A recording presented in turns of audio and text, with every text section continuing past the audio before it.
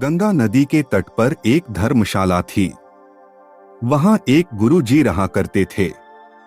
वह दिन भर तप और ध्यान में लीन होकर अपना जीवन यापन करते थे।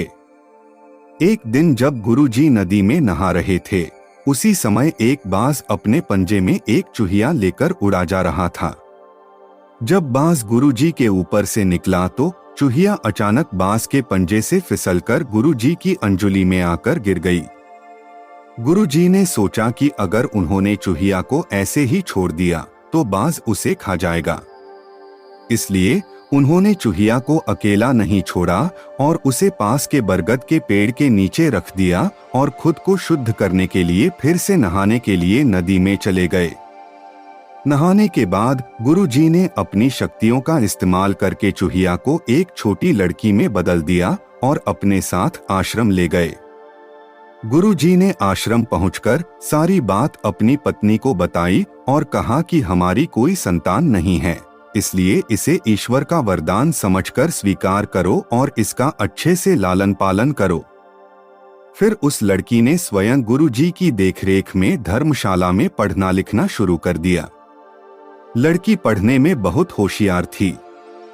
यह देखकर गुरु जी और उनकी पत्नी को अपनी बेट पर बहुत गर्व होता था। एक दिन गुरु जी को उनकी पत्नी ने बताया कि उनकी लड़की विवाह योग्य हो गई है। तब गुरु जी ने कहा कि यह विशेष बच्ची एक विशेष पति की हकदार है। अगली सुबह अपनी शक्तियों का उपयोग करते हुए गुरु जी ने सूर्य देव की प्रार्थना की और पूछा, हे सूर्य देव, क्या आप मेरी बेटी के साथ विवाह करेंगे? यह सुनकर लड़की बायली, पिताजी, सूर्य देव पूरी दुनिया को रोशन करते हैं, लेकिन वह असहनीय रूप से गर्म और उग्र स्वभाव के हैं। मैं उनसे शादी नहीं कर सकती। कृपया मेरे लिए एक बेहतर पति की तलाश करें। गुरु जी ने आश्चर्य से पूछा, सूर्य देव से बेहतर कौन हो सकता है? इस पर सूर्य देव ने सलाह दी, आप बादलों के राजा से बात कर सकते हैं। वह मुझसे बेहतर हैं, क्योंकि वह मुझे और मेरे प्रकाश को ढक सकते हैं।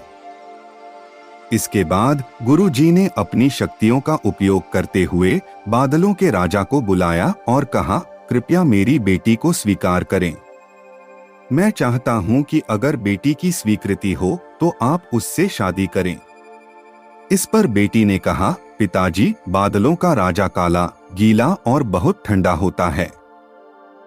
मैं उससे शादी नहीं करना चाहती।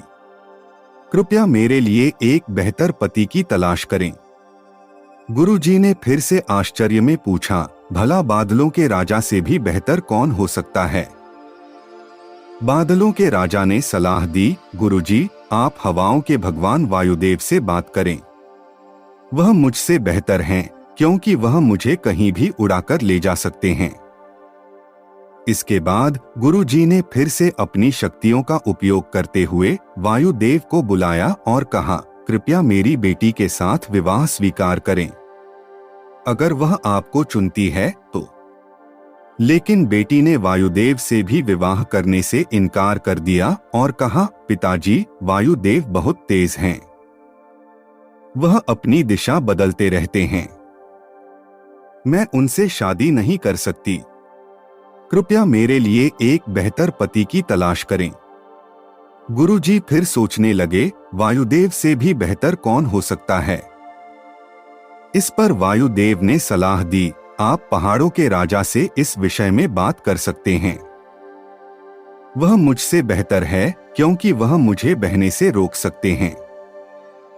इसके बाद गुरु जी ने अपनी शक्तियों का उपयोग करते हुए पहाड़ों के राजा को बुलाया और कहा, कृपया मेरी बेटी का हाथ स्वीकार करें। मैं चाहता हूं कि अगर वह आपको पसंद करती है तो आप उससे शादी करें। फिर बेटी ने कहा, पिता, पहाड़ों के राज बहुत कठोर हैं। वह अचल हैं। मैं उससे शादी नहीं करना चाहती। कृपया मेरे लिए एक बेहतर पति की तलाश करें।